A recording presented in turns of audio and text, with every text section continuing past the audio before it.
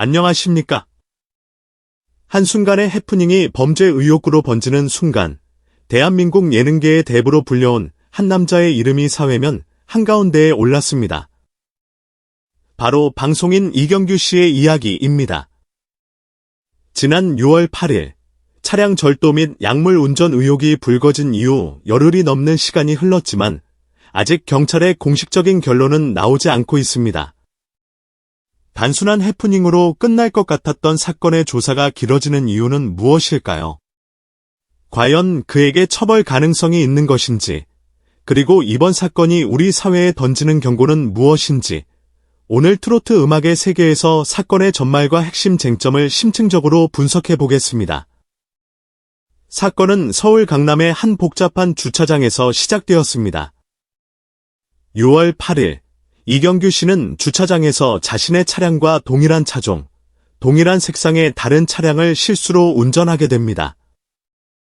이는 주차요원이 착각하여 다른 차량의 키를 건넸기 때문에 벌어진 일로, 그는 차에 자신의 가방이 없는 것을 보고 곧바로 차를 원래 위치에 돌려놓았습니다. 하지만 그 사이 차량 주인은 차가 없어진 것을 발견하고 경찰에 도난 신고를 했고, 현장에 출동한 경찰은 이경규 씨를 마주하게 됩니다. 여기까지는 충분히 일어날 수 있는 해프닝이었습니다. 하지만 문제는 그 이후에 발생했습니다. 현장 조치 과정에서 경찰은 이경규 씨에게 간이 약물 검사를 실시했고, 여기서 일부 양성 반응이 나온 것입니다.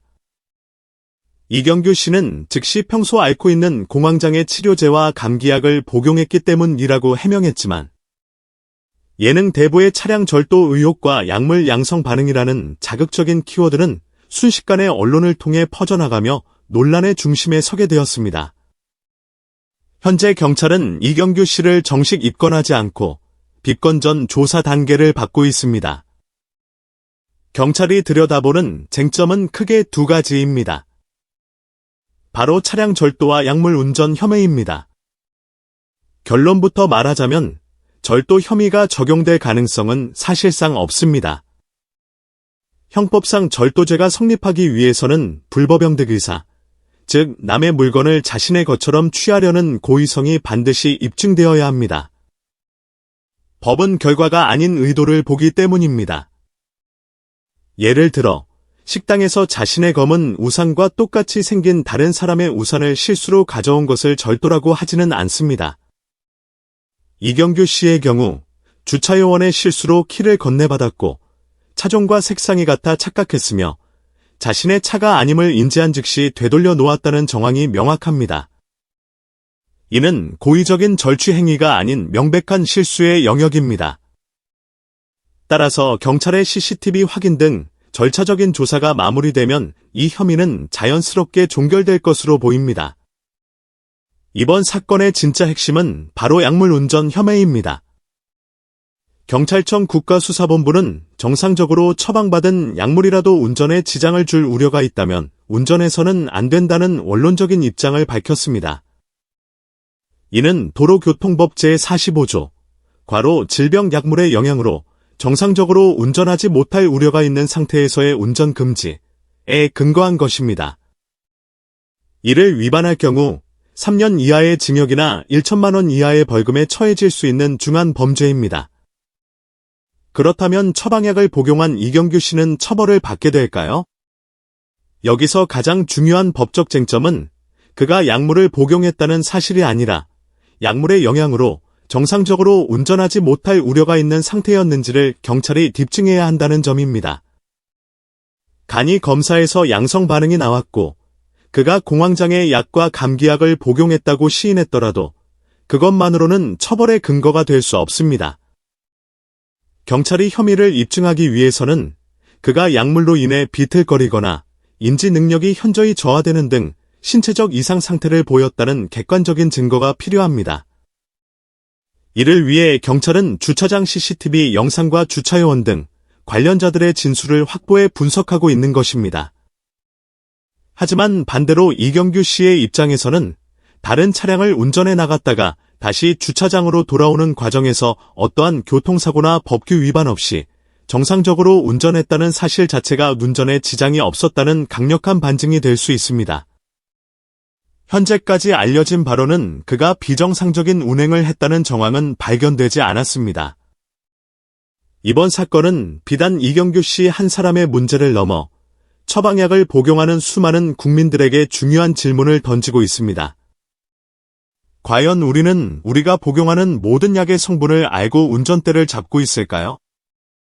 대한약사회 전문가에 따르면 도로교통법상 문제가 될 수 있는 향정신성 의약품 성분은 수백 가지에 달합니다. 우리가 흔히 복용하는 약들에도 이런 성분이 포함될 수 있습니다. 예를 들어 근육통으로 정형외과에서 처방받는 근육이완제, 속쓰림으로 내과에서 받는 일부 위장약, 심지어 알레르기 비염으로 먹는 항히스타민제 중에도 졸음을 유발하는 성분이 포함된 경우가 많습니다. 환자는 질병 치료를 위해 약을 먹었을 뿐인데 자신도 모르는 사이 약물 운전의 잠재적 위험에 노출될 수 있는 것입니다. 이는 의약품 처방 시 운전 금지 등에 대한 고지와 상담을 강화해야 하는 의료계의 과제인 동시에 관련 법규에 대한 대국민 홍보가 필요하다는 점을 시사합니다. 몸이 아파 의사의 처방에 따라 약을 먹었는데 만약 사고가 났을 때 약물 운전이라는 가중 처벌까지 받게 된다면 억울함을 호소하는 이들이 많을 수밖에 없습니다. 현재 경찰은 국립과학수사연구원에 이경규 씨의 약물에 대한 정밀 감정을 의뢰한 상태입니다. 이는 그가 복용한 약물이 실제로 간이 검사에서 양성 반응을 일으킬 수 있는 성분인지를 과학적으로 확인하기 위한 절차적 과정으로 보입니다. 이경규 씨의 이번 사건은 한 예능인의 해프닝을 넘어 처방약과 운전이라는 우리 사회의 법적 회색지대를 수면 위로 끌어올렸습니다. 이번 조사를 통해 억울한 피해자가 발생하지 않도록 약물 운전에 대한 보다 명확하고 합리적인 기준이 마련되는 계기가 되기를 바랍니다. 수사 당국의 신중하고 현명한 최종 판단을 기다려야 할 때입니다. 한순간의 오해와 해프닝이 불러온 이번 논란. 예능 대부 이경규 씨의 사건을 통해 우리는 법과 현실 사이의 간극을 다시 한번 생각하게 됩니다. 부디 이번 사건이 명확한 사실 규명을 통해 마무리되고 우리 사회가 한 단계 더 성숙해지는 계기가 되기를 바랍니다. 오늘 저희가 준비한 소식은 여기까지입니다. 이 사건에 대한 여러분의 생각은 어떠신가요? 댓글을 통해 자유로운 의견을 남겨주세요.